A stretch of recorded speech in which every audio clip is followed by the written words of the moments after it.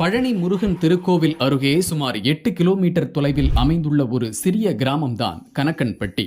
ஆனால் அந்த சிறிய ஊர் ஒரு பெரிய மகானின் இருப்பிடமாக ஆனது. அங்கேயே வாழ்ந்தவர் சத்குரு காளிமுத்து பழனிசாமி சித்தர். மக்களால் கனக்கன்பட்டி மூட்டைசாமி என்று அழைக்கப்படும் பேராயனும் சக்தி வாய்ந்த சித்தரும் ஆவார். சாய்பாபாவின் மறு அவதாரமாக கருதப்படும் இவர் வாழ்ந்த காலத்திலேயே எண்ணற்ற அதிசயங்களை நிகழ்த்தியவர். ஒரு நாள் வெளிநாட்டிலிருந்து ஒரு குடும்பம் பேச முடியாத தங்கள் குழந்தைக்கு பேச்சு வர வேண்டும் என்ற ஆசையுடன் பழனி முருகன் கோவிலை தரிசிக்க வருகிறார்கள். அவர்கள் பயணம் கனக்கன்பட்டி வழியாக சென்றபோது பச்சை வேஷ்டி சட்டை தலைப்பாகையுடன் ஒருவரை வழியில் சந்திக்கிறார்கள். அந்த பெரியவர் காரை நிறுத்தச் சொல்லி அந்த கடைக்கு போய் பிரியாணி வாங்கி வா, அதை அந்த பையனுக்கு கொடு என்கிறார். அந்த குடும்பம் சைவம் சாப்பிடுவோர் என்பதால் தயக்கம் அடைகிறார்கள். ஆனால் அருகில் இருந்தவர்கள் இவர் சாதாரணவர் அல்ல, சித்தர், இவர் சொல்வதை செய்யுங்கள் என்று அறிவுறுத்துகிறார்கள். மூக்கை பிடித்தபடி பிரியாணி வாங்கி வந்து சித்தரிடம் கொடுக்கிறார்கள். சித்தர் சிரித்தபடி அதை பையனுக்கு கொடு என்கிறார். அந்த பெண்மணி பொட்டலத்தை திறந்து பார்த்தவுடன் ஆச்சரியத்தில் உரைகிறாள். பிரியாணி சாம்பார் சாதமாக மாறியிருந்தது. அதை